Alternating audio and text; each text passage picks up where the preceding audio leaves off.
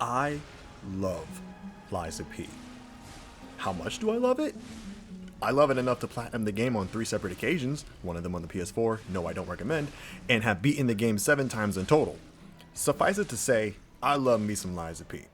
But while watching other videos of people documenting their platinum journeys on this game, I felt something was missing. For the most part, players mentioned when they would get a trophy without really going into much detail on how they got the trophies, which is a tad disappointing because, like the Souls franchise it unashamedly wears on its Legion arm sleeve, some of these require many steps throughout the entire game. So, I've taken it upon myself to document every step on getting all of this game's trophies to give any aspiring player everything they need to get this game's immensely enjoyable platinum trophy. Let me detail what this video will contain. I will cover every important item, conversation, weapon, and defense part you could find or get in the game. I will also detail the choices to make during select conversations and what to do within each chapter to get humanity points, which will be needed for certain endgame things to occur.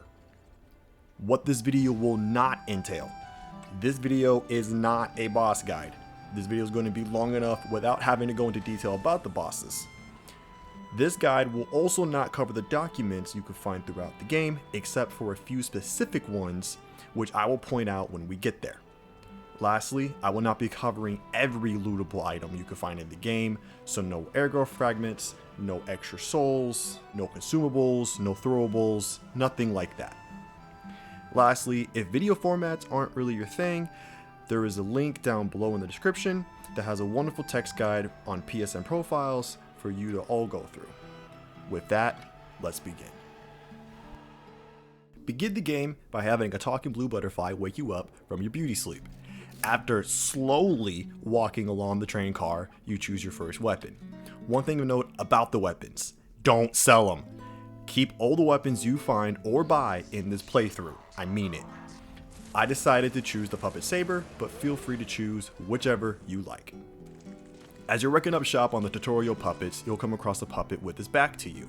You will also see a tutorial on doing back attacks, or fatal attacks as this game calls them. If you can successfully perform one on the puppet ahead, you will get the game's first trophy, Fatal Blow. If you don't, no biggie, as you can get it at any time in the game. Continue on the tutorial, and you'll come across your first mini-boss, which is a police chief puppet.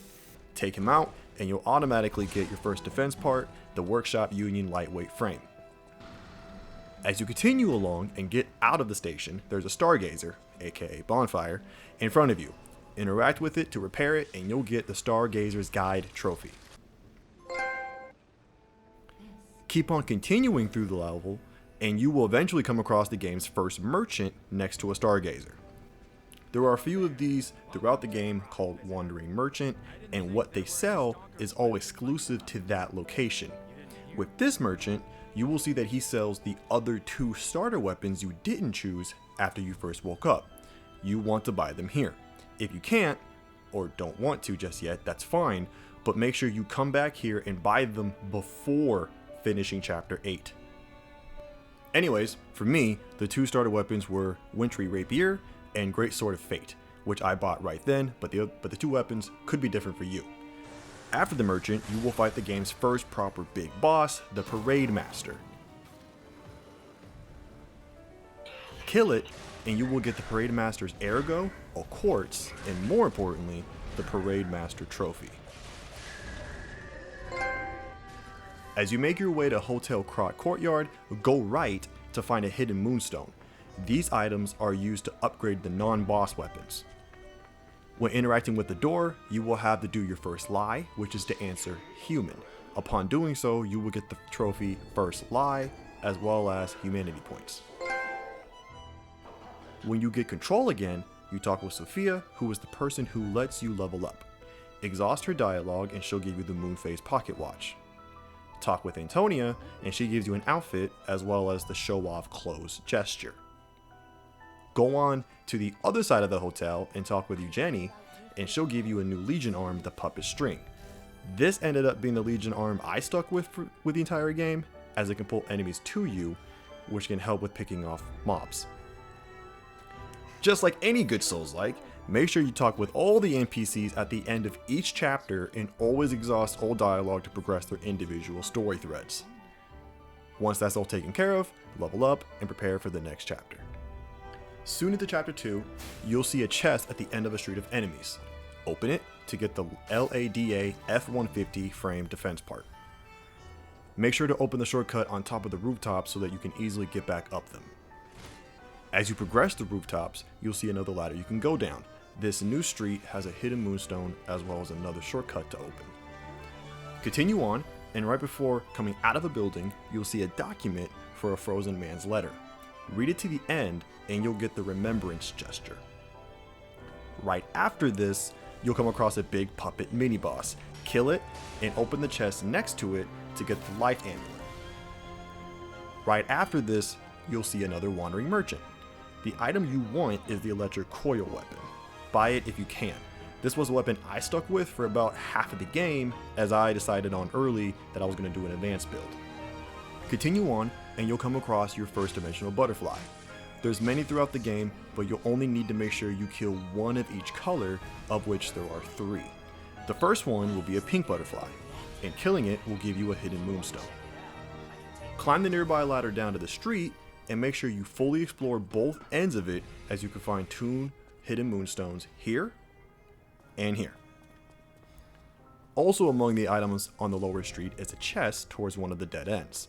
Inside of it is a Workshop Union standard insulation converter, which is in no way foreshadowing for what's about to come. One of the windows along the way to the aforementioned chest can be interacted with and is a boy named Toma. Talk with him and exhaust his dialogue.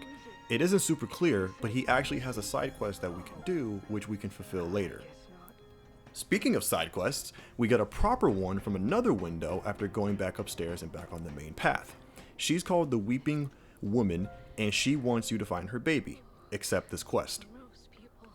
You took out one police chief puppet, and now his buddy is out for your head. After talking with the Weeping Woman, you'll have to fight this big boy. Take him out, and you'll automatically get the Krat police baton weapon. Make sure to open the shortcut soon after this to the left, and also the shortcut inside the building a sword puppet will come out of soon after. Next, we have our next boss, and our first human boss, Mad Donkey. Many of these human bosses have the same exploit, which is to keep circling them and backstabbing them. However, with this boss specifically, make sure your killing blow is not a backstab. The game can glitch and not give you the trophy if that ends up being your final attack. It actually happened to me, so I can attest to this.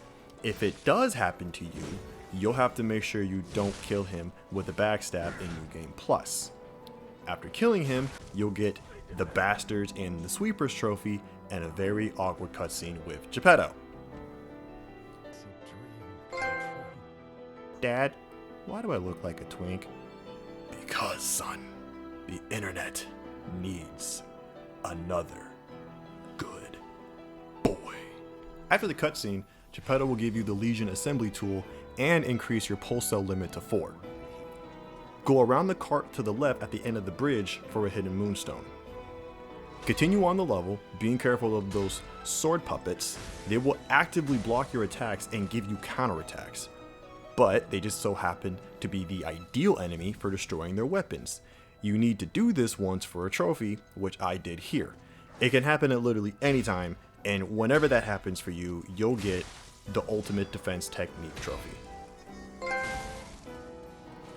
Make sure to open the shortcut that's on an open path to the left that you'll come across a little bit later. Right before the City Hall building, go right and take out the big puppet you see. After killing it, grab the broken baby puppet item and then go all the way back to the Weeping Woman and give it to her. While talking with her, you will have another truth lie moment. You'll want to lie and say she's a cute baby. She'll reward you with the feel record and you'll get humanity points. Back in the City Hall building, you'll find a chest on your left and it contains the Puppet Destroyer's amulet. Put this on. Also, put on the insulation converter you found earlier too, and begin the next proper big boss fight, the Scrapped Watchman. Upon killing this very scary puppet that was somehow used to entertain children, you'll get the Broken Hero's Ergo, an overcharged storage battery, a core, a quartz, and most importantly, the scrapped Watchman trophy. Repair the Stargazer, but don't leave yet. Head over to the bench in front of you on your left and interact with it. You'll get the Faded Whistle. Now that you have this, go all the way back to where Toma was and use the Faded Whistle in front of him. He'll be happy for like 0.4 seconds and give you an Ergo item. This isn't vital or anything, but it is a relatively easy way to get some extra Ergo. Back at the hotel, give Eugenie the overcharged battery to get a new Legion arm, the Fulminus. You may have noticed this earlier, but Polendina has 2 quartz that you can buy from him. This was added with a post-launch update, and if you can buy them, do it, as it can give you an extra early edge. Talk with Geppetto upstairs to get the ability to use your quartz you've gained so far. Lastly, play the new record you earned. All newly acquired records you get or buy can be played at the hotel.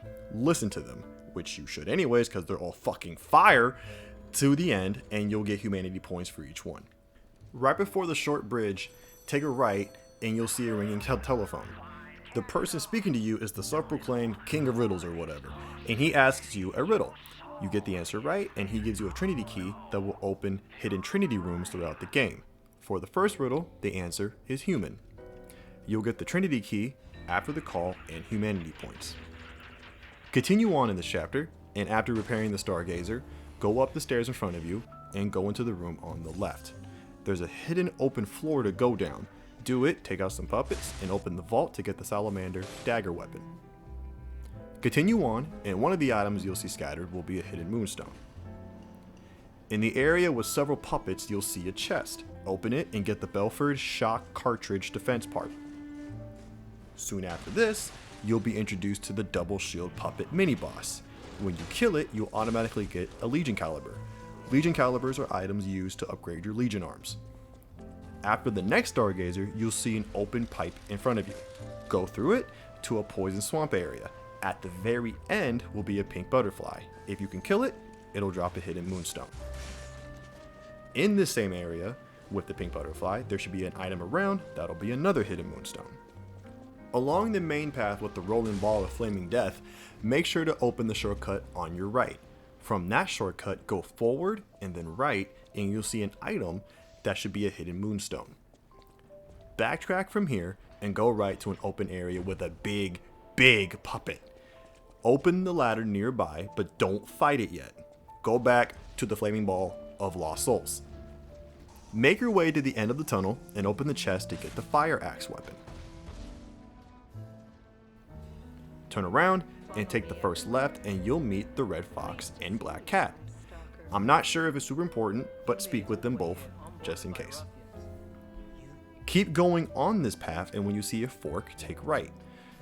Take out the puppets and go right again to open up a very useless shortcut from where the double shield puppet was. Turn around and you should see your first Trinity door. Open it and grab the quartz that's inside the vault. Back at the initial fork, take the left path now and make your way until you get ambushed by a fireworker shovel puppet. Take it out and you'll get the Swordsmanship Master's Amulet. Behind that puppet is a lever.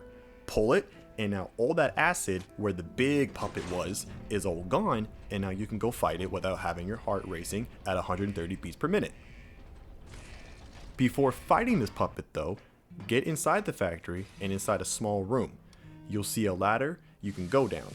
Inside, you'll find the Survivor. This is another human boss fight. I fought all of them, but a lot of them are completely optional. But if you want that sweet Ergo, you should fight them all. After killing the Survivor, you get the Stalker's Promise gesture and a quick route to the ladder to take on the big puppet. If this thing hits you, you'll automatically get the shock debuff. This will lower your stamina regen immediately, so try not to get hit by it. Upon killing it, you'll get a quartz for your trouble. You also get the Booster Glaive weapon, which is inside a chest that was behind the boss. And you can also find a hidden moonstone in this same area. After all that, we can finally meet Venini. Talk with him and exhaust his dialogue. He mentions his butler has been missing and we'll be able to find him soon. After speaking with him, you'll get the fear gesture. In this last area before the boss, one of the items you can pick up will be a hidden moonstone. Make sure to kill the fireworker shovel puppet here as well to get the Workshop Union Standard Radiation Converter, which will provide resistance against the boss. Speaking of, time to fight Fuoco, the King's Flame. What kind of name is Fuoco? After killing it, you get a high-powered flame amplifier, the King's Flame Ergo, and the King's Flame Trophy. Just like the last chapter, after repairing the Stargazer, don't leave yet. You can see a broken puppet right in front of you. That's Venini's butler, Pulcinella. Interact with the puppet, then go and talk to Venini to let him know. Now, you can go back to the hotel. Back at the hotel, talk with Venini and he'll give you the grinder modification tool, which can temporarily imbue your weapons with status effects and buffs. Exhaust all dialogue with Venini and you'll also get the swagger gesture. Craft the Flameberg Legion arm at the workshop next to Venini. From here, talk with all the NPCs for any new dialogue, upgrade weapons, level up, use your quartz, and get ready for Chapter 4. On the way to the chapter's first Stargazer, you'll be in an area with a large wooden structure. On the other side, you'll see a ladder you can climb. Make your way to that area, up the ladder, and you'll see a chest. Inside it has the big pipe wrench weapon. In this area, there's a decent number of items to loot here. Among them will be a hidden moonstone. In the same area, a puppet will eventually ambush you behind a wooden wall. Kill it and go into the area it came from. This item here will be your first Dark Moon Moonstone of the Covenant. These are used to upgrade boss weapons.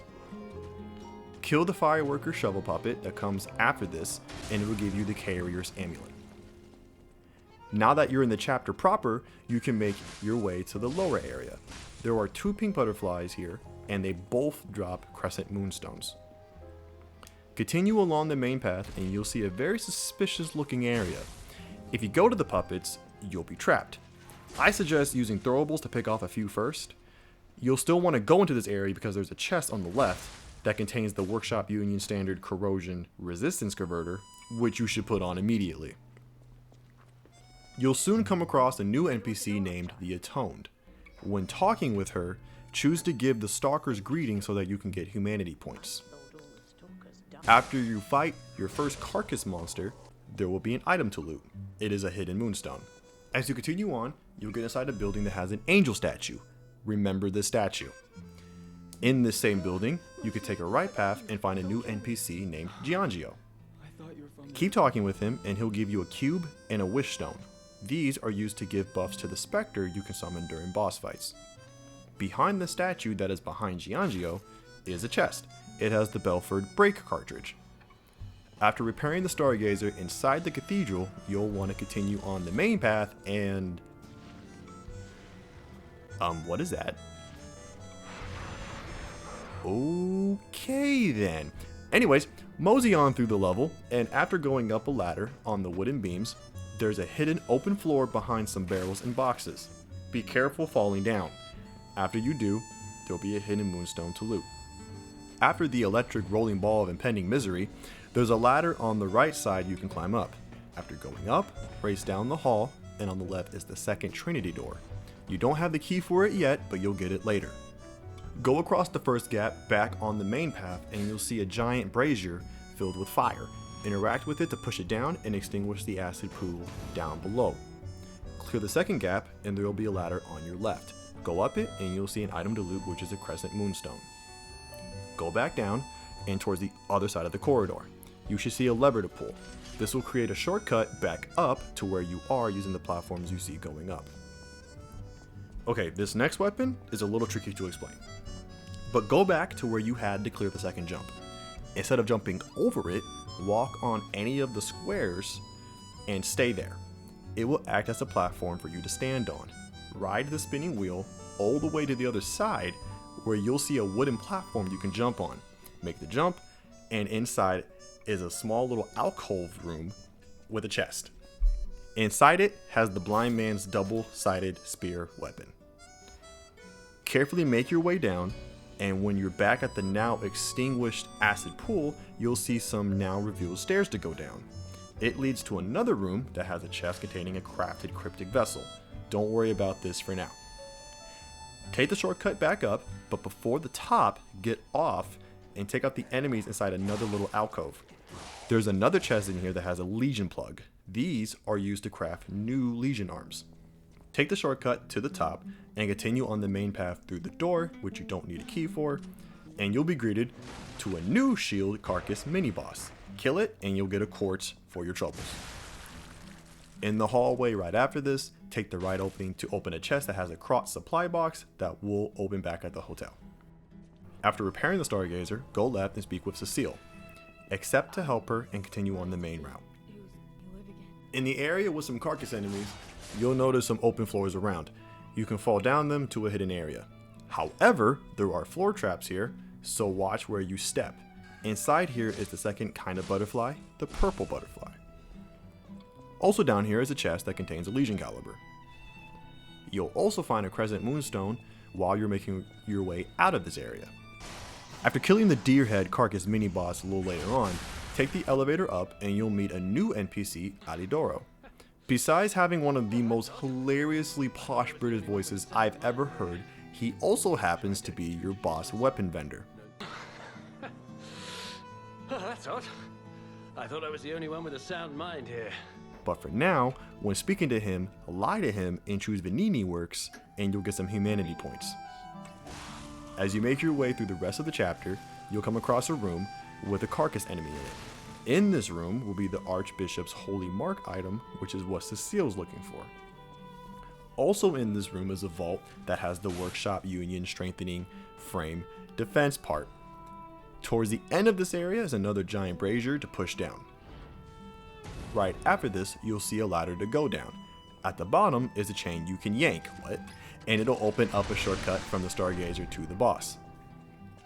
Make sure to give Cecile the Holy Mark before fighting the boss. Time for the boss. This guy is the game's first two-phase boss fight and the first major skill check of the game. Have fun. After killing him, you'll get the Twisted Angel's Ergo as well as the Fallen Archbishop trophy.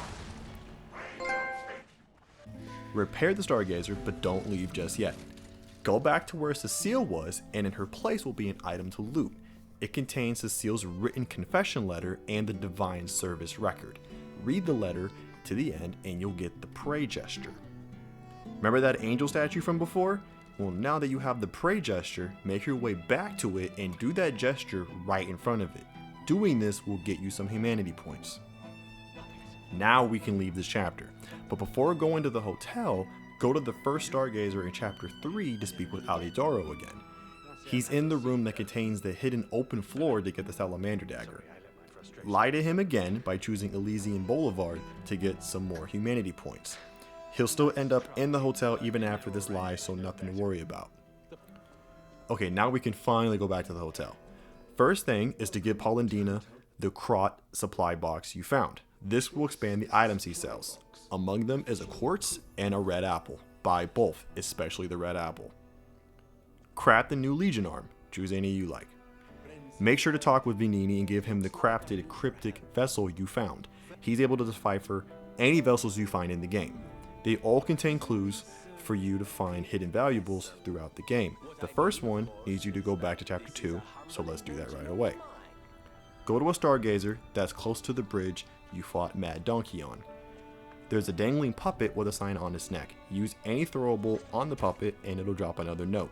The area the note directs you towards is in an apartment that is right after the abandoned apartment Stargazer.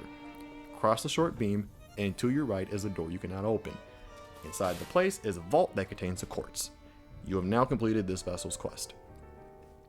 Back at the hotel, Alidoro will now be there and you can exchange your boss Ergo to him.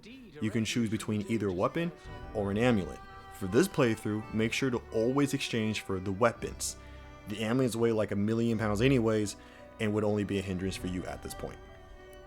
After this, talk to the other NPCs, upgrade weapons, level up, use quartz, play your records, and get ready for chapter 5. Right before this chapter's first stargazer, you'll see a few graves on your left.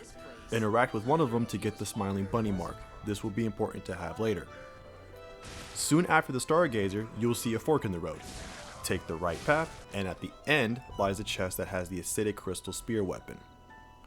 As you continue on, you'll see a large pond. In it has a purple butterfly which drops a dark moonstone of the Covenant. However, there's also some carcass enemies hidden in the pond, so better to pick them off with some throwables first. Towards the end of the slum area, you'll see a large wooden structure with an elevator. Take it up and open the shortcut from the stargazer to the slum area. After killing the giant carcass mini-boss, it'll drop a slum shack key. You can use it on the building right next to you. Open it, take out the enemies, and open the chest inside that has the Belford's Superior Corrosion Resistance Converter defense part. You'll eventually run into the Red Fox and Black Cat again. Agree to let them help you. As you are going along the alley with your new friends, you'll see a somewhat hidden ladder in the spot where the carcass dog breaks a gate. Go up it and grab the Crescent Moonstone. Inside the building you'll eventually come to, there will be a trap floor in the nearby room. This area actually has a chest with the Arch Break cartridge defense part, so don't feel too bad if it catches you off guard. After your new friends decide to take 5 and leave you alone again, you'll come across a giant hunchback looking carcass mini boss. When you kill it, it'll give you the Patience Amulet. Climb up the ladder behind the middle building to get to the rooftops. On the left side of this area, behind a female carcass enemy, is a chest that has the bone-cutting saw blade weapon. Inside of the middle building is another chest that contains a quartz. As you keep making your way through the chapter, you'll come across the second telephone. The answer to this riddle is Candle. After the call, you'll get a Trinity Key and Humanity Points. Right after this, down the ladder, open the shortcut. Keep moving along, and after getting teased by a member of the Black Rabbit Brotherhood, hang left and grab the Crescent Moonstone inside the gated area that a carcass dog breaks. Now, inside the lounge, after killing the enemies inside, there is a pretty hidden ladder. It's around the barrels. Go up it and you'll find a chest and another wandering merchant. Open the chest to get another Legion caliber. Show the merchant the smiling bunny mark so you can buy stuff from him. The items you'll want to get are the Bramble Curved Sword Weapon, Art Shock Cartridge Defense Part, and the Someday Record. Open the shortcut to the Stargazer and then push onwards to the boss, which is the Black Rabbit Brotherhood. After dealing with this really crappy gank fight of a boss, you'll get the Taunt Gesture and the Delayed Match Trophy. Inside the Black Rabbit Brotherhood's hideout, go to the room on the left to grab the Portrait of a Boy item. Behind the counter in the main room, there's a chest with a quartz inside. You'll eventually take an elevator up and be greeted by Giangio, who will tell you more about gold coin fruit. Open the door next to him and you'll see a gold coin fruit tree. You'll automatically take some in a cutscene, which will give you the Bear Gold Coin Fruit trophy after the cutscene ends. In the hotel, show Pulcinella the smiling bunny mark for appraisal and he'll give you a Crescent Moonstone. Now that you have a Trinity Key, go back to chapter 4 and make your way to the Trinity Door. Inside it will be another vault that contains the Black Cat's Amulet. Back at the hotel, make sure to give Geppetto the portrait you found and you'll receive the clap gesture as a reward. From here, make sure to talk with everybody like normal, play your record, and do the regular end of chapter stuff. From this chapter onward, I won't be making mention of any hidden moonstones that you can loot, as you should be able to buy an infinite amount of them now from Polendina. I will continue to cover the higher grade moonstones though. Towards the beginning of the chapter, make sure to take the left path and wrap around the corner to find the old lady at the window, accept her side quest. Towards the end of the main alley along the main path, you'll find a Crescent Moonstone you can loot. After entering the building and taking out the kamikaze puppets, make sure to open the shortcut leading to the lower street if you wish. But don't take the shortcut though, and go into the room on the right back inside the building and go down the open floor a level. Continue on and kill the not creepy at all baby puppets. Clear them out, go up the stairs, and open the vault that contains a Legion plug. Oh, and open the shortcut.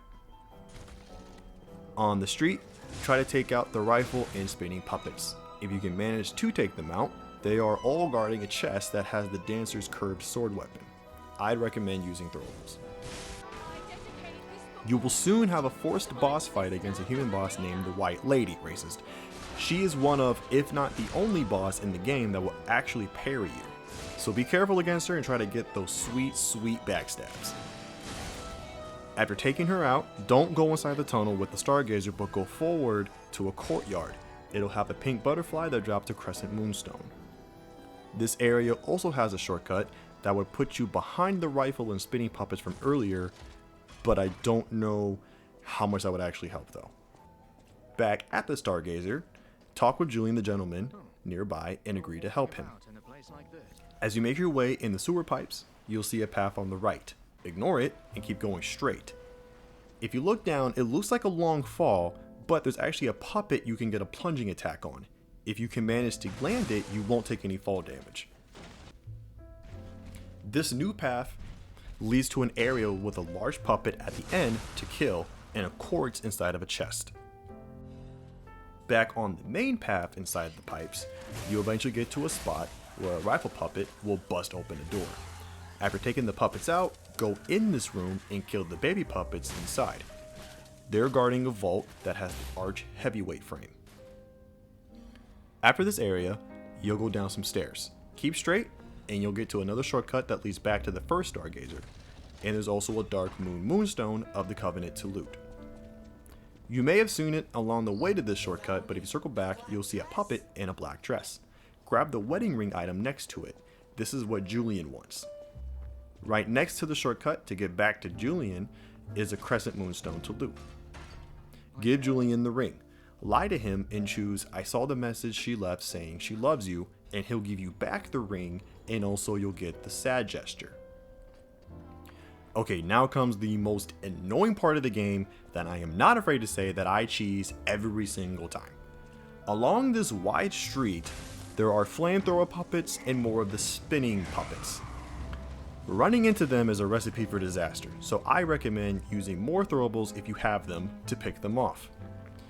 While you're doing all this, there's going to be a big puppet way in the back that will start making its way to you if you get close enough to it. This is a boss named the Mad Clown Puppet. Try to pick off as many of the smaller puppets as you can before it gets to you. When the boss gets close and starts to attack, dodge it and make a mad dash towards where the boss came from. Keep going up, go up the flights of stairs, either on left or right, doesn't matter, and interact with the Stargazer that is literally right behind this. Repair it as quick as you can and interact with it immediately and you'll reset everything. Now, you can fight the Mad Clown Puppet without the terrible run back that this game puts you through here. When you do kill the Mad Clown Puppet, you'll get a quartz. With that bullshit out of the way, we can get into the Opera House. Take the right path first, and you'll find another Dark Moon Moonstone of the Covenant after taking out a couple puppets. Go up the stairs to the upper level and get inside a very tight hallway. The right side has a chest with a Belford Disruption cartridge, which you should put on immediately. On the other side of this hallway, you'll find none other than Adelina Corday herself, being a big old baby about some first world white girl problems or something. Keep talking to her and give her the apple that you bought earlier. Keep note on where this room is.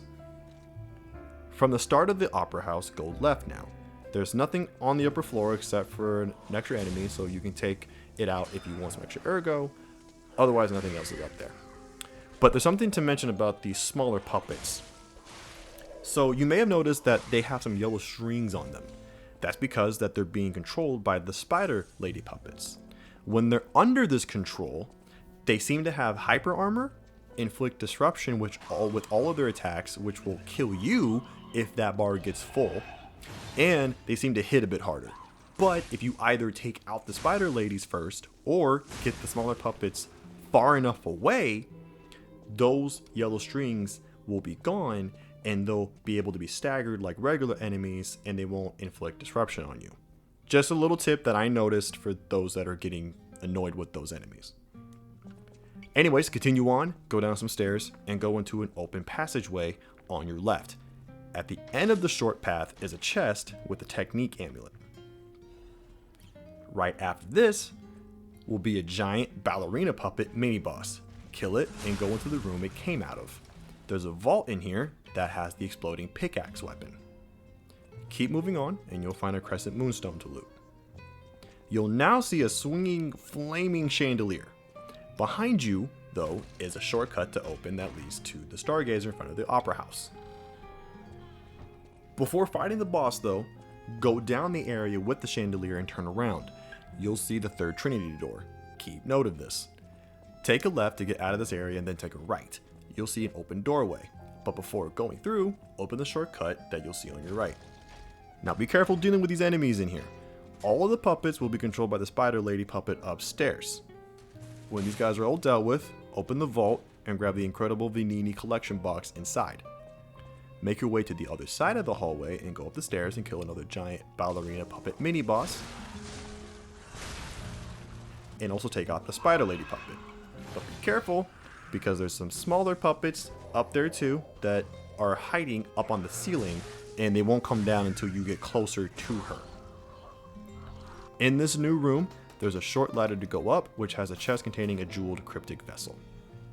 Carefully go down the open floor to the bottom. There's a pink butterfly here, but don't let it catch you off guard.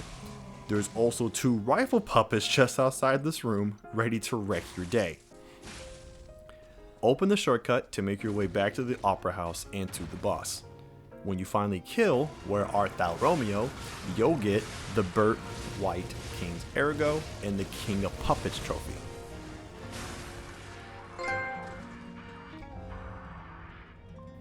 Repair the Stargazer and then go back to where Adelina's room is. She will now be dead, good, and you can interact with the record player. I had to interact with it twice, but you might only need to do it once. Either way, you want to make sure you get at least the fascination record from it.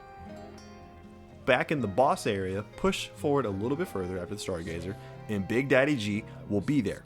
Talk with him, and your pulse cell maximum will be increased by 1. Make your way back to the hotel now. There's a lot of side plot stuff to do, but we'll make sure to cover it all. Firstly, speak with Sophia to learn Antonia is getting sick, the portrait you bought back is acting hella sus, and then you'll get a cutscene with your hair growing out. Yes! Maximum twinkification. After this, go to the counter where Paulandina is and pick up the note he left for you. You can find him out in the courtyard you went through to get into Elysion Boulevard. Talk with him and learn some wild stuff, and when talking with him, make sure to choose Show Him the Wedding Ring for humanity points. Next, give Pulcinella the collection box you found and buy the Tyrant Murderer weapon and Carcass Butcher's amulet that are now available from him. Craft another Legion arm. Then talk with Venini to exhaust his dialogue and have him decode your latest cryptic vessel. Go to Antonia now and hear her little sob story. When talking with her, select the biggest lie in the entire game and choose, of course, 4 humanity points. Make sure to exchange your boss Ergo to Alidoro for the latest weapon. Now we'll take care of the decoded cryptic vessel. This one has you going back to chapter 1. Go to the second Stargazer and backtrack to the alley you fought the red coated puppet. Except when you get to that alley, take the path towards the dead end that oversees the hotel. When you get there, Gemini will make a remark. This is where you want it to be. Use the check ground gesture here and you'll get a Legion caliber. This vessel quest has now been completed. Go back to the hotel, make sure the other NPCs have no new dialogue, do upgrades, use cores, and play records. Also, take a look at that portrait upstairs to see something peculiar if you'd like. As you take out the placated puppets, one of the items you can loot is a crescent moonstone. As you make your way against the weeping puppets, you'll see a ladder to your right just before entering a tunnel. Go up it and take out the puppets here to open the chest they were guarding to get the clock sword weapon. A good while later, after getting inside the Lorenzini Arcade, you'll come across the last dimensional butterfly you need to kill, the gold butterfly. If you could take it out, you'll not only get a half moonstone, but also the From Across the Rift trophy. As you continue on the arcade, you'll encounter another giant hunchback carcass mini-boss. Take it out, and you'll be rewarded with the LADA F250 frame defense part. Keep pushing on, and you'll find a lootable Dark Moon Moonstone of the Covenant. After taking the giant white hulking carcass enemies out, you'll find yourself in a greenhouse-like area. There are a few things you need to do here. First, open the shortcut that leads from the arcade Stargazer back to this area. Second, go in the bathroom and pick up the book called Scandal V, The Tragedy Behind the Flamboyance. Do not miss this. And lastly, speak to the wandering merchant here. The items you want from him are the circular chainsaw weapon, my sweet, sweet chainsaw, and the indomitable amulet. Backtrack to the locked door you had gone past earlier to continue on your way. You should soon see an optional path that is completely filled with decay. There are also a couple of pink butterflies along this decay side path. The first one drops a Dark Moon Moonstone of the Covenant. The second one I didn't get in this recording, but I believe drops an alchemical booster for the gold coin fruit, so it's not really important. You will eventually see a vault in this decay path. When you're safe to open it, you'll get the Spear of Honor weapon. Back on the main path, make sure to take the stairs you'll see on the left to open a new shortcut back to the Stargazer. Next up will be the most hated mini-boss in the game, the Jester Puppet. For new players, he is absolutely a problem. One thing to watch out for is that its attacks will immediately inflict the break status on you. This will immediately reduce the effectiveness of your pulse cells, which I'm sure you can understand why that is not okay. Something you can try to take advantage of is, during the fight, the carcass enemies that are behind the gates will eventually break off. When they do, they have a chance to attack the Jester and they'll start fighting each other. This is actually what happened to me during my recording, and they ended up even killing it. It doesn't always work, but it is there for you to try. Upon its death, it will give you the Hunter's Amulet. In the next room after the Jester, one of the items here is La Bleuie, which is what the old lady at the window wanted. We have now finished the arcade and are moving on to the Grand Exhibition. Along the way, you'll see some stairs you can take. Take the left side ones and there will be a Dark Moon Moonstone of the Covenant here. As you continue making your way to the Grand Exhibition, you'll find a Crescent Moonstone to loot. Before getting on the tram to get to the exhibition, you'll see a marching band puppet mini-boss. Take it out and you'll get the LADA shock cartridge defense part. After activating the Stargazer inside the exhibition, turn around towards the giant double doors and grab the Dark Moon Moonstone of the Covenant. Then open up the doors to create a shortcut. You'll see a small lobby as you continue on. It has a Crescent Moonstone on it for you to grab. Right next to this, you'll see a sword puppet. After killing it, go behind the curtains it was guarding and you'll find a half moonstone. After the butterfly later on, you can go down a ladder where another marching band puppet mini-boss is. Kill it and you'll get the strength amulet. You'll also be able to grab a quartz inside a chest in this area. Lastly, open the shortcut here as well. Now you can go from the Stargazer straight back to this area. Up on the rafters, there's a ladder on your left you can go down. Down here is a new NPC named Belle. Make sure to talk with her now. After you complete the chapter, she'll be at the hotel. After killing the double shield puppet and spinning puppets, you can open another shortcut. In the area that has a puppet blast open a gate later on, make sure to grab the Legion caliber that is inside a chest within this area. Soon after this, you'll see another telephone to interact with. The answer to the riddle is egg. After answering correctly, you'll get a note called the King of Riddles hint instead of a key, along with the normal humanity points. The note is a clue on how to get the third Trinity key, but don't fret, as it is right nearby. Just continue on and you should see two statues. Interact with the one on the right 2 times and it'll open up a compartment that has the key. Push on and inside a stationary cable car, you can grab a Crescent Moonstone. In this area with the cable car, there are some stairs you can take up. Go up them and take out the Mummy mini-boss After you do so, open the chest it was guarding to get a Elysion plug. Pretty much right after this, you'll have to take out another mini boss, this time being my favorite one, the Boxer.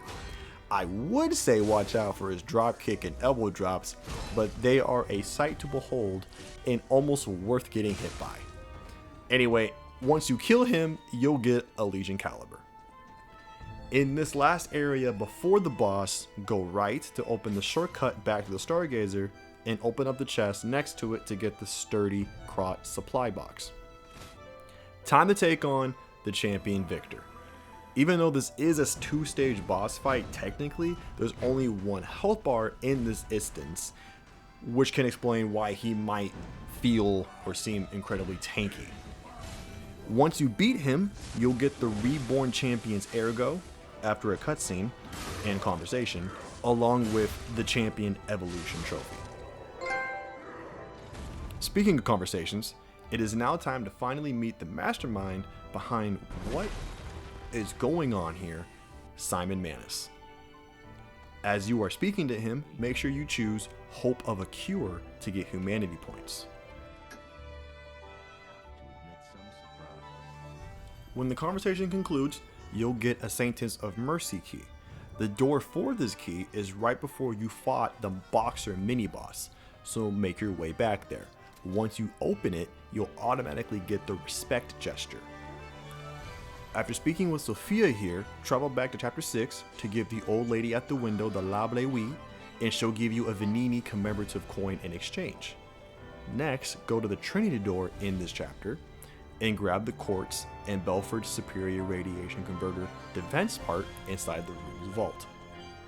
Back at the hotel, after you surprise the daylights out of Pochinella with your coin you got, he'll give you a half moonstone. Craft another Legion arm with the plug you earned and then go to Eugenie. It's important you speak with her here as it will start a side quest. Make sure to accept it and she'll give you a glove to give to Alidoro in the next chapter. Now speak to Paul and Dina to start a short side quest. Go to Giangio and he'll make you a cure in exchange for a gold coin fruit. Give the medicine and go back to Paul and Dina. When you do, choose Use the Cure. After that, give Paul and Dina the supply box you found. With Victor gone, Belle is now at the hotel. Exhaust any dialogue with her. If you haven't used any Elysion Calibers up to this point, you should have 6. This is enough to fully upgrade one Legion arm to max. I didn't use any so far, so I was able to upgrade my puppet string arm to max level, and if you do the same, you'll get the strongest Legion arm trophy. Not only that, but if you have been following along and have gotten all the quartz that I mentioned that you can get up to this point, then after using the current ones you have, you'll get the Extreme Potential trophy as well. And lastly, I earned the Exploring Possibility trophy for finally modifying a weapon, which I used to combine the circular chainsaw blade with the electric coil handle, which was my weapon of choice for the rest of the game. Except I forgot to re-upgrade it and didn't realize it until after I finished chapter 8, so make sure you don't do that. If you haven't yet, level up, play any new records, and get ready for the next chapter. From this chapter onward, I will not be making any mention of crescent moonstones that you can find to loot, but I will still be covering the higher grade moonstones though. Right as you leave the exhibition to progress to the next chapter, you'll run into your old friends, Red Fox and Black Cat again. Apparently, Black Cat is going blind or something. I smell bullshit! And needs a gold coin fruit. Oblige and give them one, and you'll get the Quixotic record and Beg gesture. After you get into the swamp a little ways, you'll see a chest on your path. It contains the Belford Superior Insulation Converter. Remember the Mad Clown Puppet? Everybody's favorite boss? Well, there's another one up a hill, rolling flaming ball of destruction and everything. It has pretty much the same moves, except this one inflicts electric shock on you as well. But manage to kill it and you'll get Elysion Caliber. Go right alongside the cliffside after the Mad Clown Puppet and there will be a half moonstone you can loot. After going up a tower, make sure to pull the lever you'll see in front of you to open the shortcut back to the Stargazer. But before going down, there's another ladder around the corner of the tower you can climb up. There's a flaming swordsman puppet, and it is guarding a recharged amulet in the chest nearby. As you continue on the main path near the shortcut, you'll find Alidoro. Talk to him and give him Eugeni's glove. After he gives you the most posh disappointment I've ever heard, Get these rags out of my sight. you can exchange your boss ergo for the next weapon here if you want. The next two areas are going to be very annoying for a lot of players. They consist of two poison swamps back to back with a puppet manning a missile launcher on a tower shooting at you at regular intervals. Even though it can be pretty stress inducing, you'll need to explore these areas a little bit. That's because right after you get into this first poison swamp area, go left down a short path and there'll be a chest next to a puppet containing the live puppet's axe weapon. In this poison swamp area, you should see a puppet standing on a pile of dead puppets. There's also a half moonstone near him that can be looted here as well. If you want to make things easier for you, you can make your way to the base of this tower and go up the ladder to take out the puppet and the missile launcher. If you destroy the missile launcher, it won't respawn after you die. After this swamp area, you'll see a Stargazer, and next to it will be a Dark Moon Moonstone of the Covenant. To the left of the Stargazer, you'll see a broken puppet NPC that you can talk to. He wants to become more emotionally available for his Tinder profile and asks you to show him specific gestures. At this moment, you only have one or two, and you're going to need 4 in all. You can show them to him piecemeal one at a time, or you can wait till you have all 4. I chose to wait for the purposes of this guide. The next poison swamp area is pretty damn huge.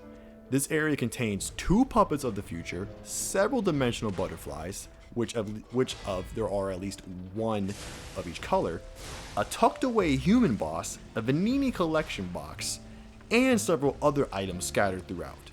However, you can skip all of this for now if you don't want to deal with the missile launcher firing at you constantly. The steel crates that you see thrown out around here only have enemies for some extra ergo and other minor items. But I will detail all the stuff that is in this swamp here now instead of later. As mentioned before, this area has 2 puppets of the future. Both of them will drop a quartz when you kill them. Towards the middle of the swamp, you'll find some loot to grab. One of these is a half moonstone. At the start of this swamp area, if you go right and around the tower base, you'll find a chest inside. Inside it will be the fancy Venini collection box. Kind of tucked away towards the opposite end of the area, you should find a little shack that you can go into. Go down to the lower level and you'll find the Owl Doctor human boss. He's purely optional, but he is there for you. Lastly, as mentioned before, this area has a lot of butterflies. If you happen to have missed any of the 3 up to this point, you have a chance to get it now, as there's a few pink ones, 2 purple ones, and a gold one. None of them will drop anything important or really useful, but they are there if you still need the trophy. Okay, we can finally get out of this area and move on now. Make your way past the carcass enemies, and before you go inside the large cave, make sure to climb the ladder on the nearby building. You'll see a room you can go into. It'll contain a shortcut, and more importantly, the next Stargazer. Also before the cave, you should see a wooden walkway. Take out the enemies on it, and at the end is a chest containing a Legion caliber. Man, this chapter just loves butterflies. Inside the cave, there will be 3 more pink butterflies you can try and get. But with the constant rolling giant boulders of doom, it can be hazardous trying to get them. The first one you come across can be entirely skipped, but the second and third ones will both drop a half moonstone, so if you're able to, try and get them. If you die after getting them, they won't respawn and it'll still count. After all the boulders, you'll see a shortcut you can open to the Stargazer on your right. But on your left is a small area with another carcass bear mini-boss. Kill it and open the chest it was guarding, which has an Arch Disruption cartridge. After the shortcut, you'll see another small shack. Let the enemy blast open the front door and go inside. Take out the other enemy in here and get the city long spear weapon inside the chest. Right after this, you'll be attacked by a child puppet mini-boss. Once you kill it, it'll give you the leaping amulet.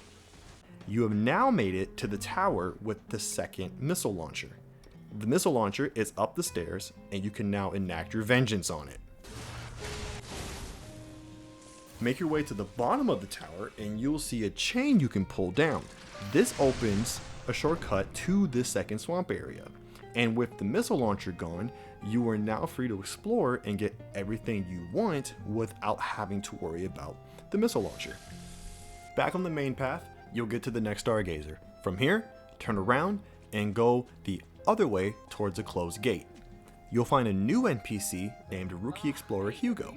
Exhaust all of his dialogue and you'll get a wanted poster for Alidoro for a small little bit of lore and also an old cryptic vessel.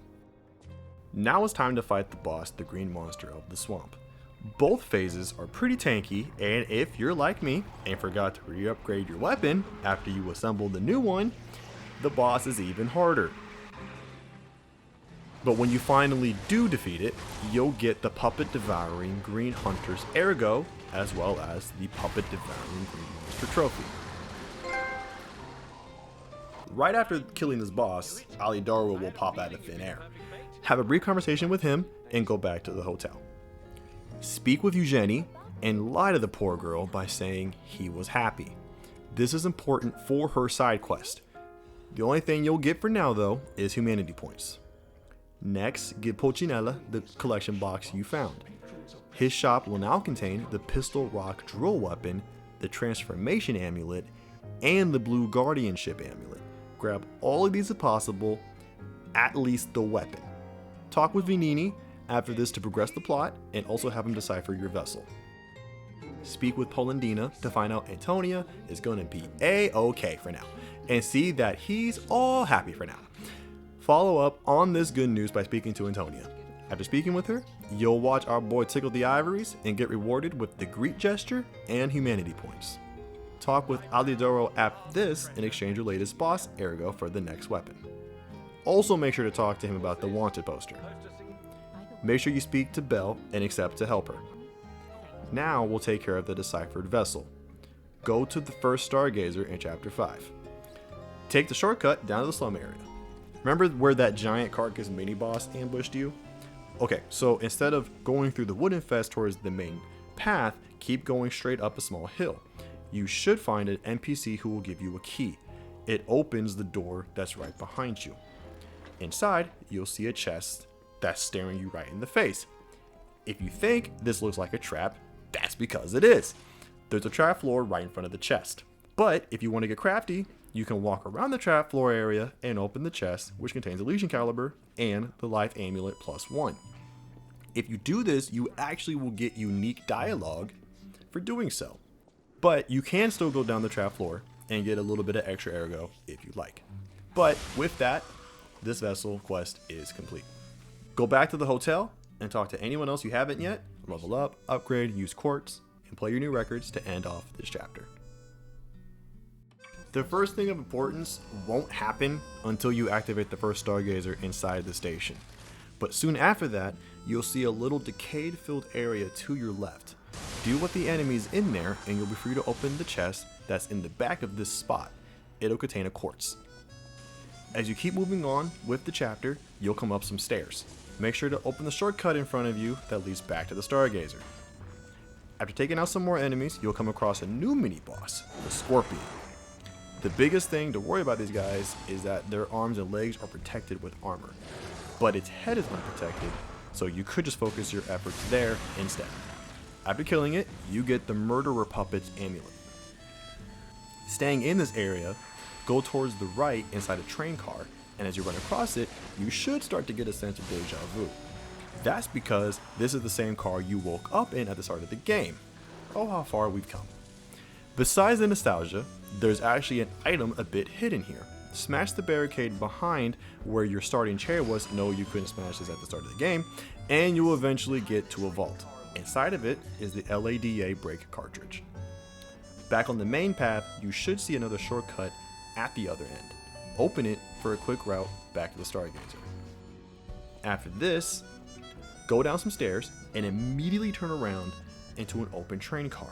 Inside will be a carcass enemy, but don't attack him.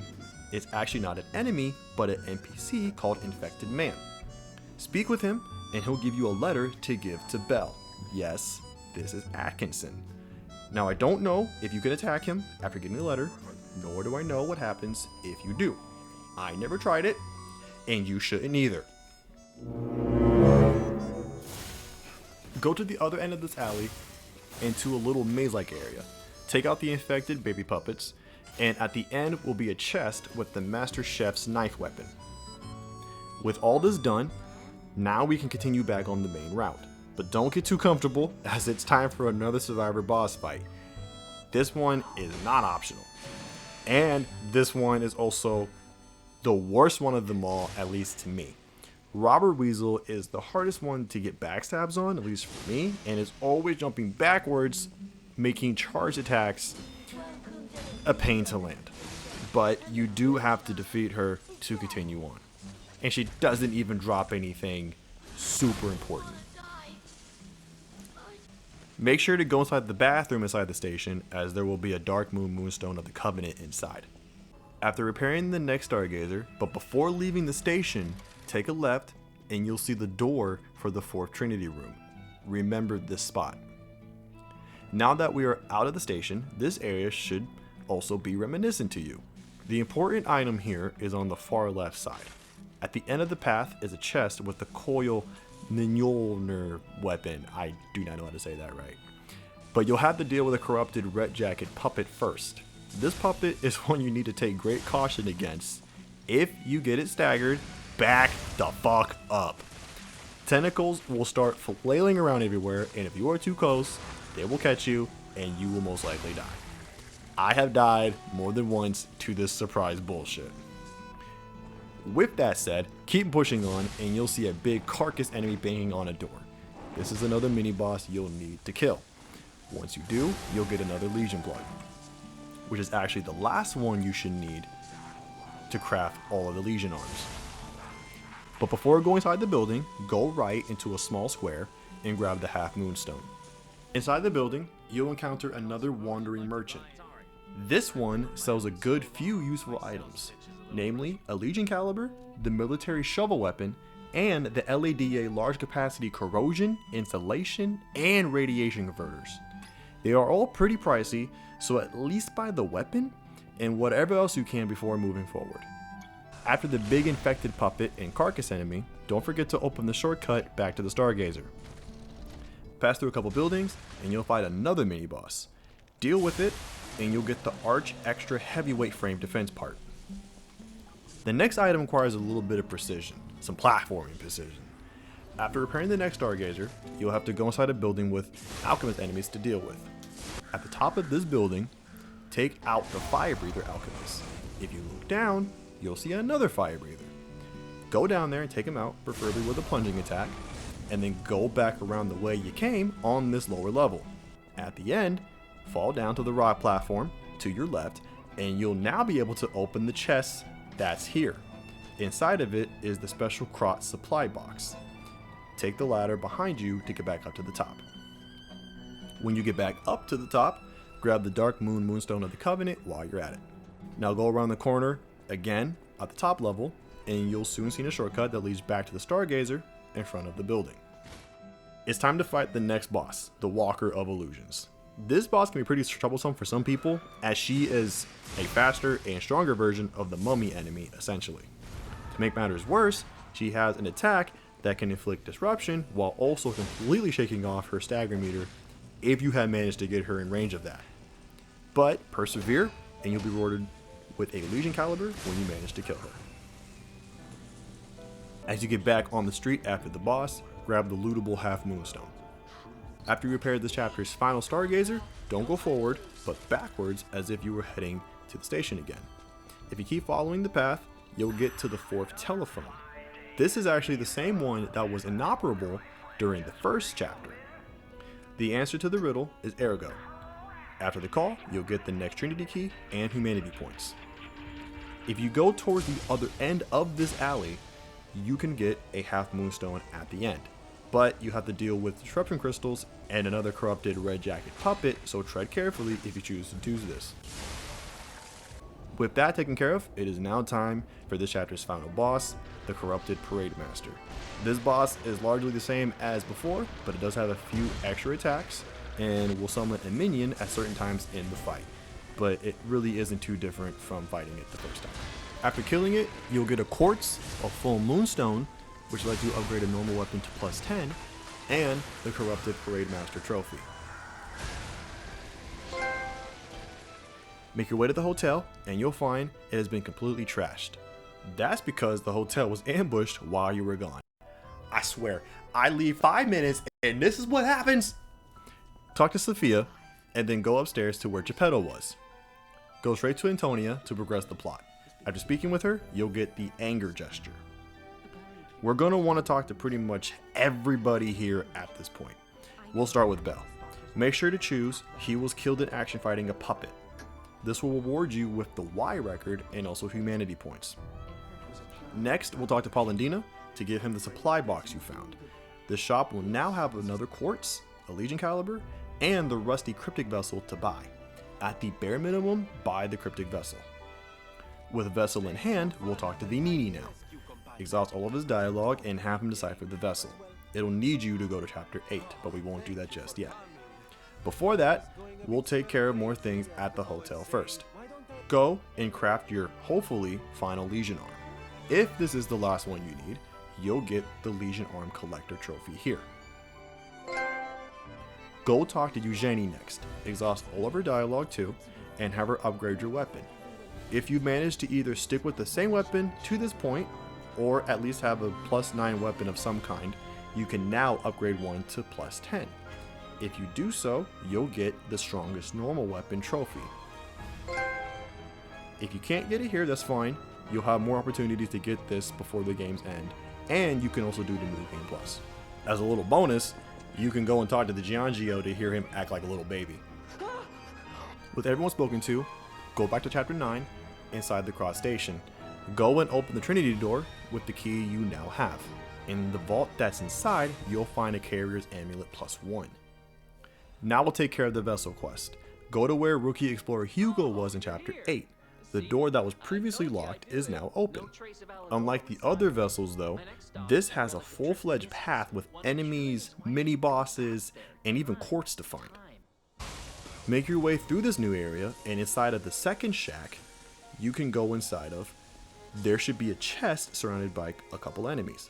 After clearing the area both inside and outside of the shack, go ahead and open the chest. You'll be rewarded with a quartz. Make sure to grab the Dark Moon Moonstone of the Covenant after going down the ladder next to the Stargazer you'll have to repair. Right after this, you'll have to deal with another one of those giant Saul carcass mini-bosses. After you do, open the chest it was guarding to grab the Black Steel Cutter weapon. After getting past all the booby traps and disruption crystals, make your way to the final area and you'll see another shield carcass mini-boss. Kill it and you'll receive the Misty Arrow record. But before leaving, just keep going a little bit further and you'll find a vault to open. Inside, you'll find another quartz. With that, this vessel quest is now finally done and you can go back to the hotel. Once you're back, do your leveling up, use your quartz, and play your records to end the chapter. From here on, I will no longer be mentioning where you can find half moonstones. I will only be covering full moonstones going forward. To start this chapter, go to the piano as Antonia instructed you to open the secret passageway forward. After repairing the Stargazer, 3 pink butterflies will appear in front of you. If you act fast enough, you'll have enough time to get all of them.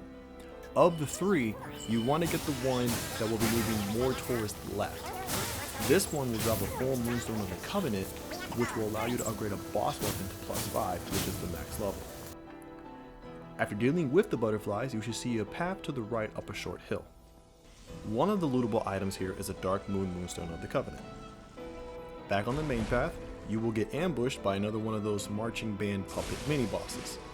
Take it out, and you'll get the Iron Wall Amulet. With the mini-boss gone, you can open the nearby chest to grab the Cursed Knight's halberd weapon as well. Keep moving forward, and you'll see the 5th and final telephone to answer. Now, from what I've seen online, either answer here will get you the final key, but for this guide, you're going to answer no to the question. We do this to get humanity points, but since we answered no, we get a King of Riddles surprise box. It contains the key when you open it, but you'll immediately be inflicted with decay, so you'll want to take care of that right away. When you make your way to the area below, there will be a chest down there as well. It'll contain Elysion caliber. And just like that, we're already at the boss. This is a pretty short chapter. It's a rematch against the Black Rabbit Brotherhood. This time, you'll start off fighting all 3 of the remaining siblings at once. When you get down to 1 and take out some of their health, the eldest brother will burst out of that coffin that was in the arena, and you'll have to take him out again. Take out the Black Rabbit Brotherhood again, and you'll get a quartz as well as the Revenge of Black trophy. After repairing the Stargazer here, continue on the main path until you run into Alidoro. He'll immediately cower at the sight of you, and you have the chance to talk with him. After he explains himself, make sure to exhaust all of his additional dialogue. After that, you'll get the option to take him out, and despite his wonderfully posh dialect, you must kill him. What a murderous air you have. You're going to kill me? You'll have to choose the option twice to do so. When you do, you'll get Alidoro's Cryptic Vessel and Humanity Points. Near Alidoro is a chest. Open it and grab the Great Venini collection box. Go down the main pathway after this, and you'll see an item to loot. It should be another full moonstone. After grabbing this, head back to the hotel. Make sure that the first person you speak to is Venini after coming back. He may tell you about decoding the puppet's message here. If that happens, choose I couldn't hear to get humanity points. After exhausting any other dialogue with him, have him decode the vessel. This needs to be done before you speak to Eugenie. After you get it decoded, read the message to find out more lore surrounding Eugenie. Now we can speak to her. When speaking with her, choose I think he was just a talented stalker. This will reward you with some humanity points as well as the Far East Princess record. Make sure to give Pochinella the collection box you found to expand the shop. However, he'll only sell the final tier of the fiber defense parts. Level up if you're able to, use the quartz you gained, and play the record you just got, and prepare for the final chapter of the game. Hope you set aside some time for this chapter, because this one is long. Kind of like Pinocchio's nose. Also kind of like my long dick. To start off this chapter, you'll be running across a lengthy beachside area. You'll see these glowing sand people along the way. These are after images, and you need to interact with all of them. But they are all along the main path, so you can't miss them. What you can miss, though, is the several items strewn about all over the beach. I'm not going to list them all, but they range from aggro fragments to moonstones. I usually just zigzag as I'm going up the beach to find them all. Once you get to the red glowing after image, interact with it, you should get humanity points, assuming you interacted with the other ones beforehand. Right after this, and repairing the Stargazer, and you will be in front of a large castle-like building. You will also see 2 scorpion mini-bosses. Try to ignore them by hugging the left side because you want to take out the missile launchers first. Make your way up and make sure to destroy all 6 that are all along the front of this building. Then take out the scorpions and other enemies if you want, so you are free to grab the remaining items on the beach. But all of that is completely optional. When you're ready, you'll be confronted with your first boss, the Door Guardian. This is the game's gimmick boss. You want to move your lock on to its foot and keep damaging that, but watch out for all of his attacks as they will all inflict shock status on you. After enough damage, he'll fall to the ground for you to do a fatal attack. You'll have to do this at least twice to kill him. Yes, this boss absolutely sucks, but killing him is needed to get the high level Alchemist badge. As you eventually make your way up the wooden structure, make sure to immediately take out the other missile launcher once you reach the top. Do this before running to open up the shortcut, as you will definitely have a bad time. When you see yet another 2 Scorpion mini bosses along your way, take them both out so you can open the chest that they're guarding. It contains the Veteran's Amulet. After climbing up a ladder after the Stargazer, you should see an item to loot at the end of a pathway. It'll be a Dark Moon Moonstone of the Covenant. When you are more inside of the building, a pink butterfly will eventually pop up in front of you. Take it out to get a full Moonstone of the Covenant. After this, you may be tempted to go to the right and take out the carcass enemies to open up the shortcut. Wait! There is an Alchemist Gunner above ready to snipe your ass like he's Agent 47. Instead, go forward on the main path until you find him, destroy him, and now you're free to go open the shortcut. Speaking of the main path, as you make your way through, you'll find a naked Scorpion mini-boss come out of a room. Kill it, and go in that same room to find a chest containing the acidic great curved weapon. Continue on until you get under a building after killing another naked Scorpion. Instead of going up, go down to open the shortcut to the Stargazer. After going up to take out the missile launcher, you can go back down if you haven't already to the chest where the naked Scorpion was. It has the LADA F350 frame defense part. If you continue backtracking a little bit, you should see a roof with a couple items to loot. Platform your way down, and one of them will be another full Moonstone of the Covenant. After climbing a ladder where the missile launcher was, you'll be back on the main route. If you take a left and go all the way down this path, you'll find a regular full Moonstone. At the bottom of this area, you'll be ambushed by a Boxer mini-boss.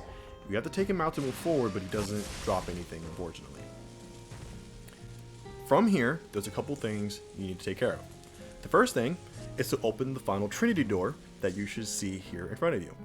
Soon after opening it, you'll get the End of Riddles trophy and finally meet the mastermind behind them all.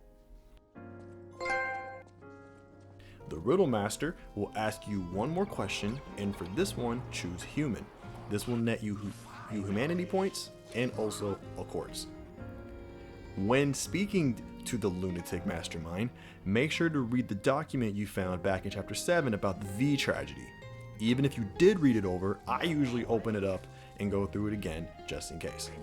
If you did this, you'll get the option to have him speak on the matter. When all dialogue is finally closed, he'll give you the Moon World Warrior toy to give Venini. If you want, you can kill him after all of this to get a nice ergo fragment. After this is dealt with, you should see a hallway with an elevator at the far end. Go this way and down the elevator. You'll run into a new NPC named Subject 826. Talk with him and make sure all dialogue is exhausted. You'll receive the happy gesture for speaking with him.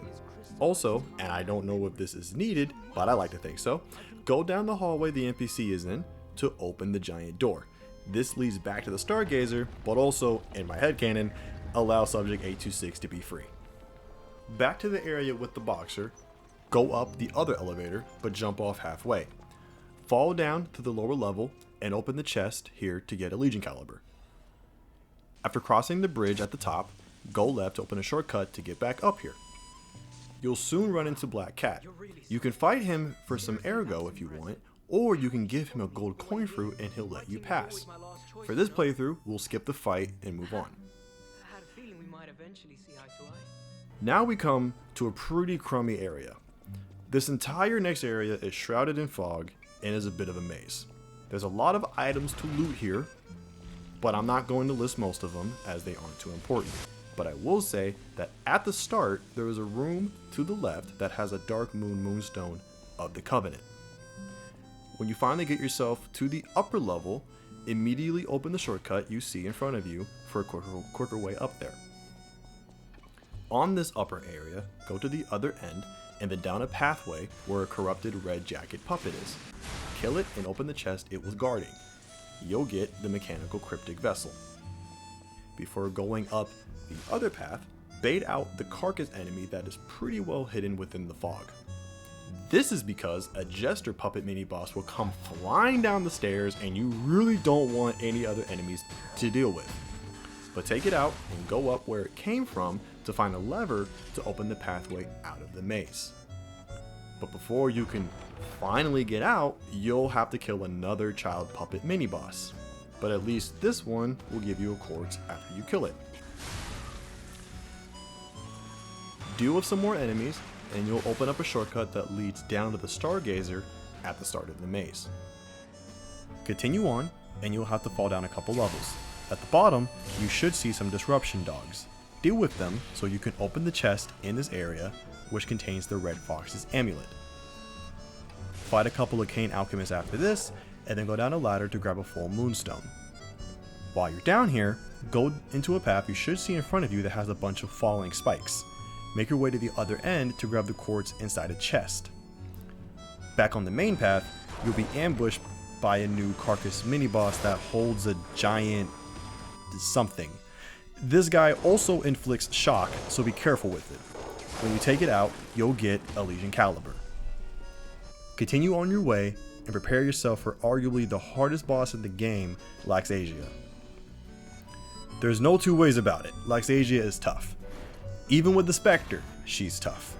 What I will say is that in the second phase, she'll always start by shooting out lightning bolts. If they're directed at you, you can parry them and then deflect back at her and do some good damage. When you finally end her, you'll get the Sad Zealot's Ergo and also the Complete One trophy.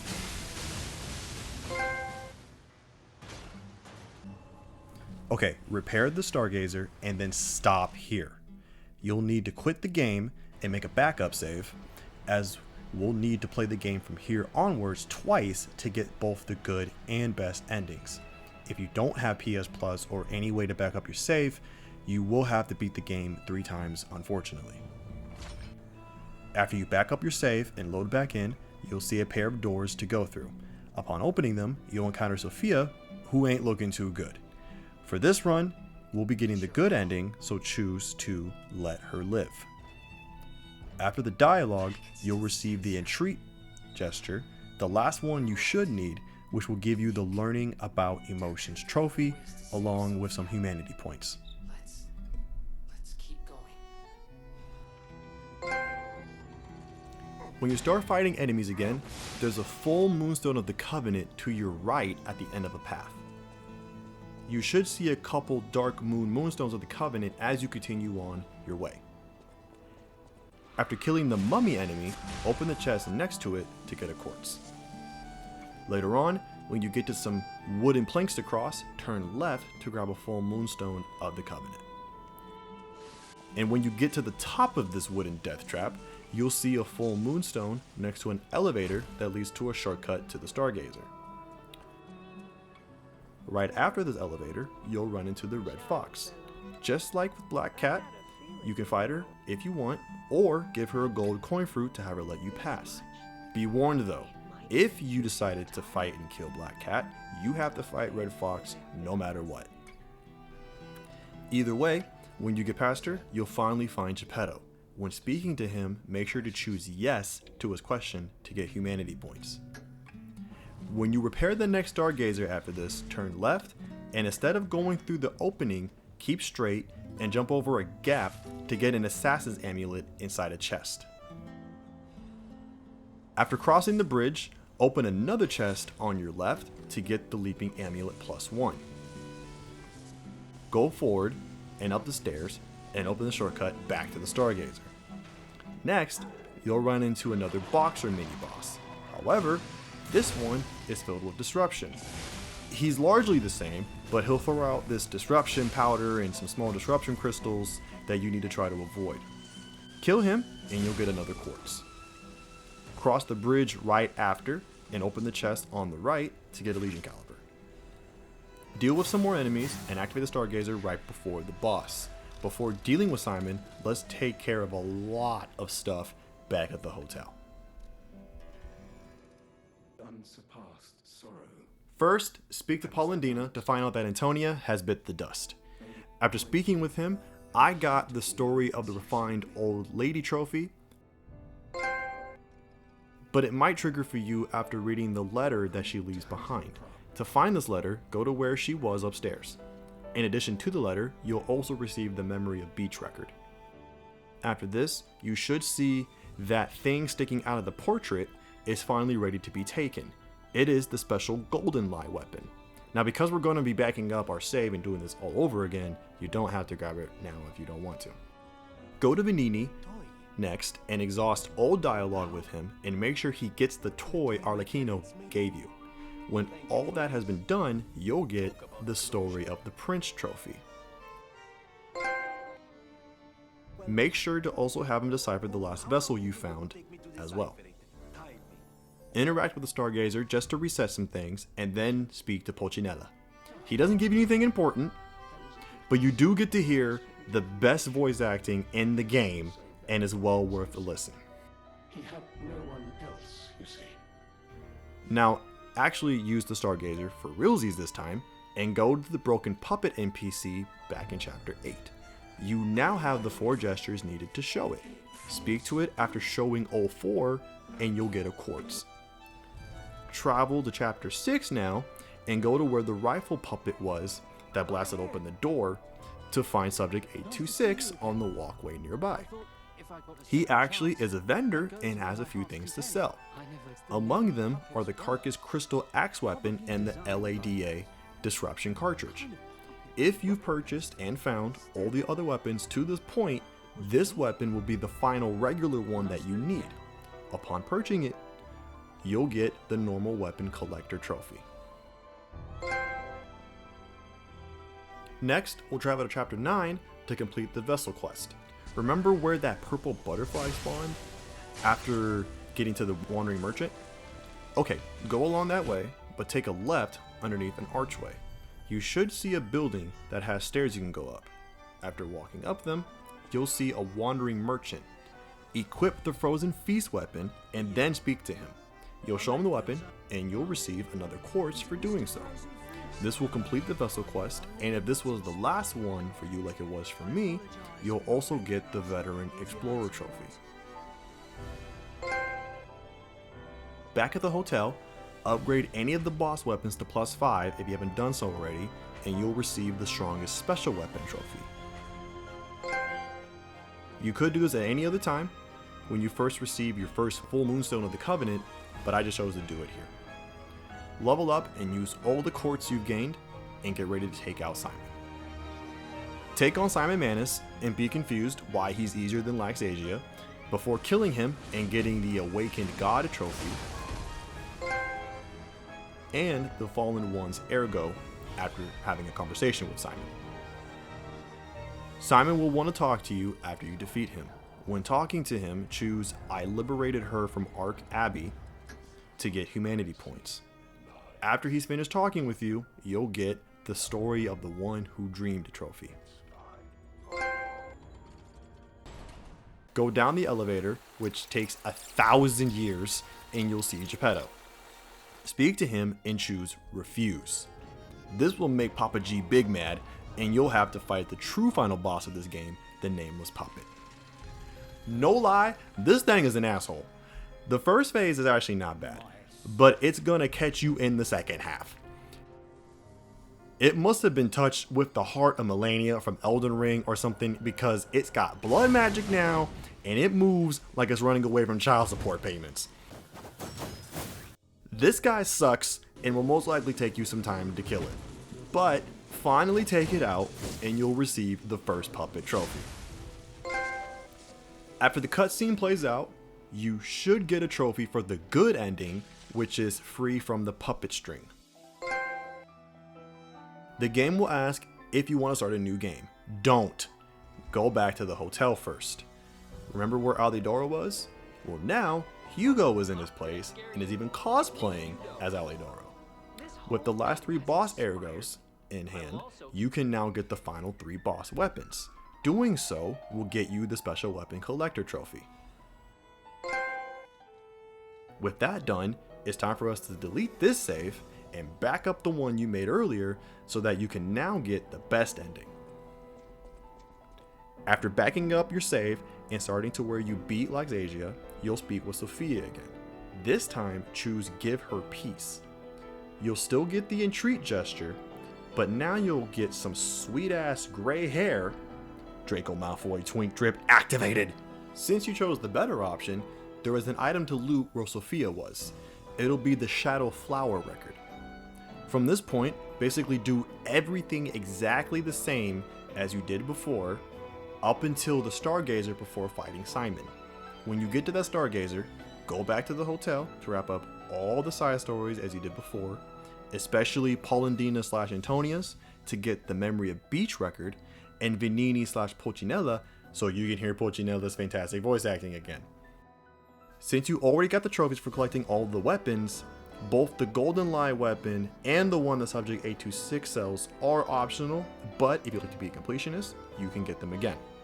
Also, since you got the trophy for getting a special weapon to max level, you don't have to do that again and spend the extra ergo if you weren't already using a special weapon.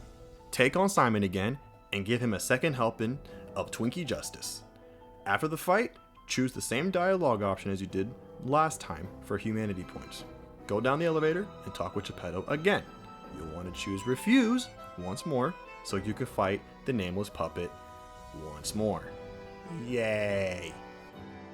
Hopefully killing it won't take as long since you now know both phases a bit better now.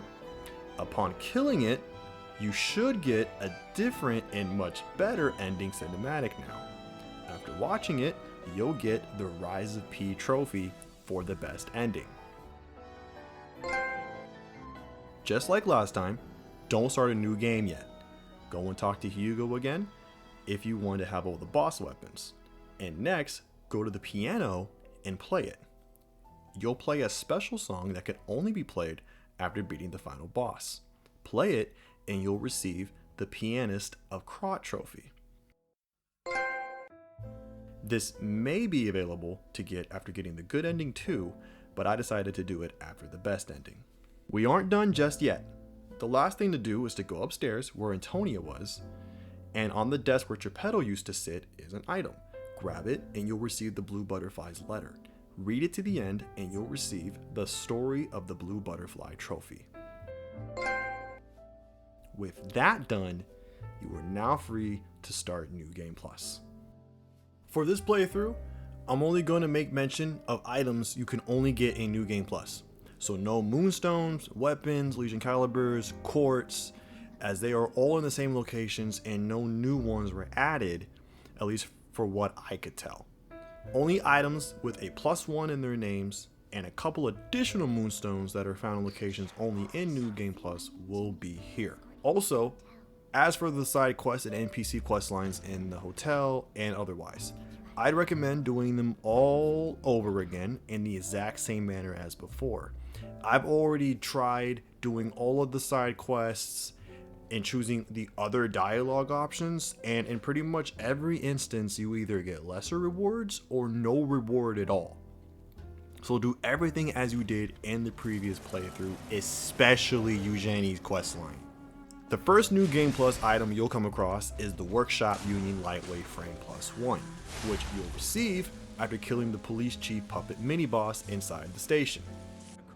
Once you get to the Wandering Merchant before the boss, make sure to speak with him. Most, if not all, of the merchants in New Game Plus will sell new items. This one sells the Proposal Flower Wolf Part 1 Golden Record. Make sure to buy it here. At the hotel, make sure to play the golden records you find in New Game Plus just like the regular ones. With that, that's it for Chapter 1. Towards the beginning of the chapter, you'll see a chest at the end of the street just like last time. Open this chest to receive the LADA F150 frame +1 defense part. When you get to the Wandering Merchant in this chapter, make sure to buy the Quixotic Golden Record from him. In the chest that's on the lower street level with the White Jacket Puppet mini-boss, there is a Workshop Union Standard Insulation Inverter +1 you can loot. Nothing else is new in this chapter, so after you finish it, talk with everyone and kit up for the next chapter. After getting inside the factory in chapter 3, you'll see a chest in the area with a bunch of puppets. In it contains the Belford Shock cartridge +1. After repairing the Stargazer, go through the pipe in front of you out into the Poison Swamp area. Make your way to the end of it just as before, but this time you'll find a chest that wasn't there in New Game. This chest has the Indomitable Amulet +1. Remember the Fireworker puppet mini-boss next to the lever to drain the acid surrounding the puppet of the future boss? If you kill him again in New Game Plus, you'll get the Workshop Union Standard Radiation Converter +1. And that's it for the new stuff in this chapter, so complete it as normal and get ready for chapter 4. In that small village-like area where you get ambushed by puppets, go inside the building with the open doorway. You'll find another chest that wasn't there before that contains the Transformation Amulet +1.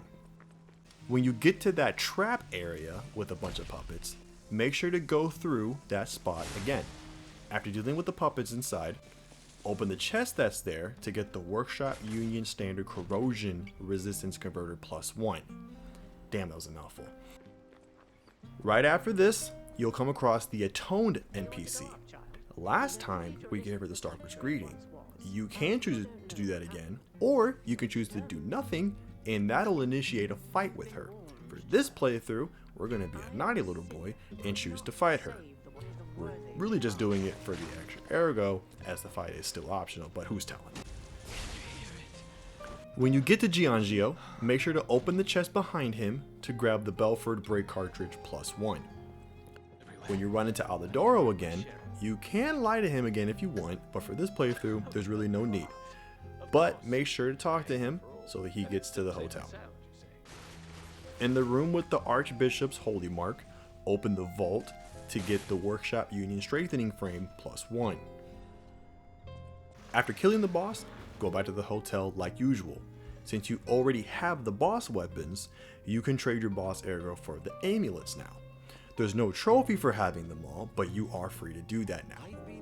And with that wraps up chapter 4. Once you kill that giant carcass mini-boss with the saw blade inside the slums, go inside the shack using the key it drops.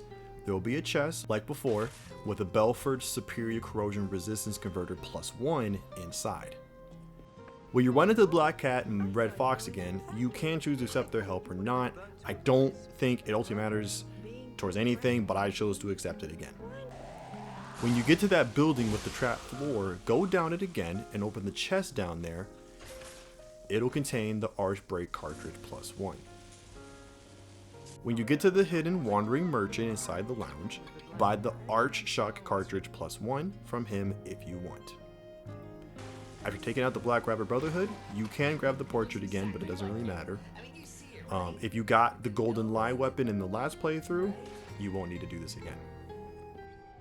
When you backtrack to the second Trinity door, the vault inside will contain a full Moonstone, which wasn't there before. That's it for this chapter. When you eventually get to the spot where the rifle puppet blasts open a door, make sure to go inside that room and open the vault inside. In it, there is an Arch Heavyweight Frame +1. Inside of the Opera House, go the way towards Adelina, but take that right path inside the small, tight, narrow hallway. The chest here will contain the Belford Disruption cartridge +1. The Adelina quest is optional. You don't have to do it, but you can if you want to. Take out the boss and go back to the hotel to take care of things like normal, and then get ready for the next chapter. Soon after entering the arcade, you'll have to kill a carcass mini-boss in your way. Upon its death, you'll get the LADA F250 frame +1 defense part.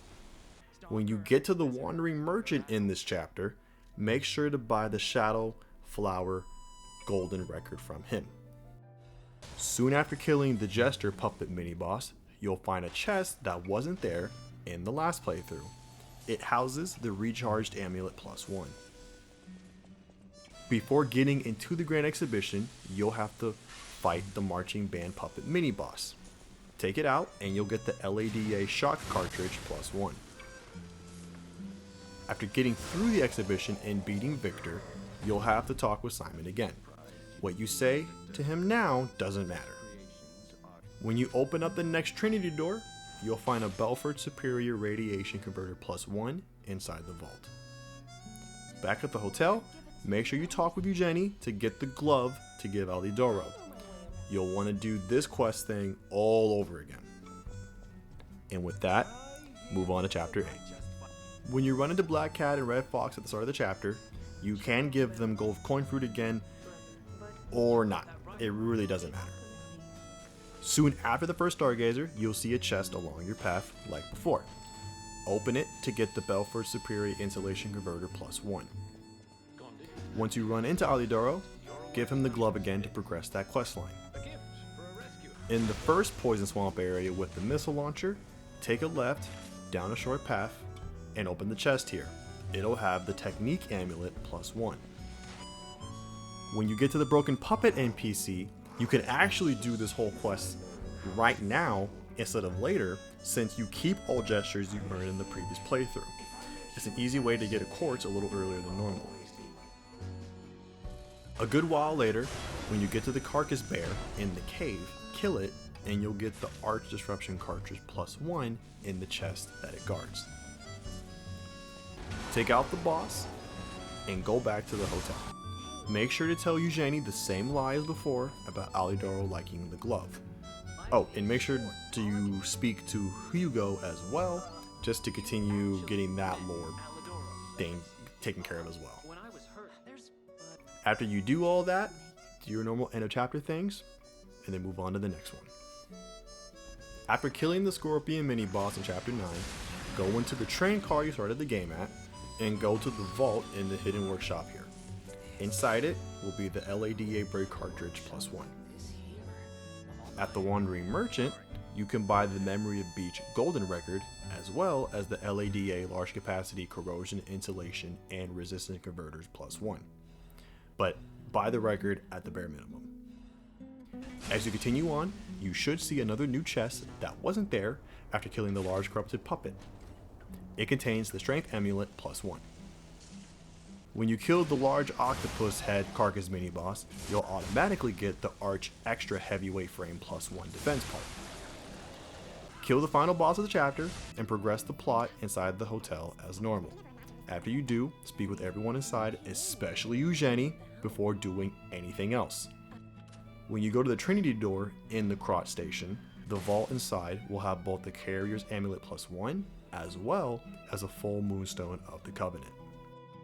After the butterflies at the start of the chapter, take that right path up the small hill. In the right corner here, you'll find a new chest. Inside it will be the Hunter's Amulet +1. When you get to the last telephone, I still chose to answer no, but like I said before, you should still be able to get it even if you chose yes, but I decided to play it safe.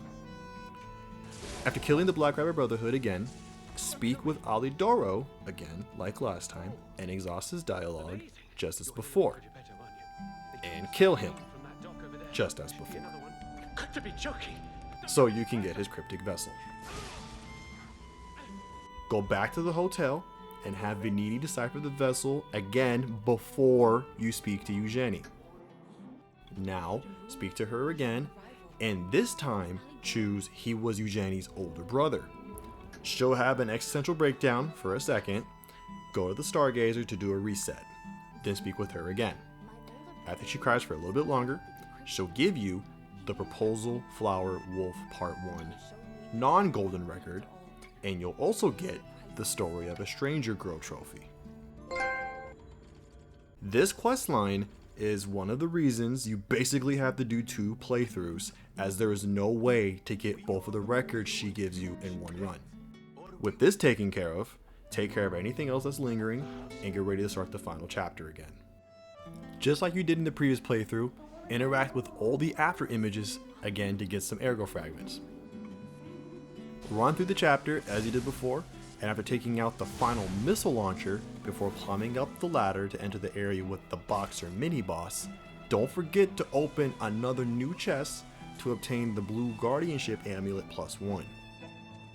And don't forget to grab the chest right below you where the naked scorpion was to grab the LADA F350 frame +1 defense part. If you want to get another quartz and another good ergo fragment, you can do all that stuff at Arlecchino again in the final Trinity door room.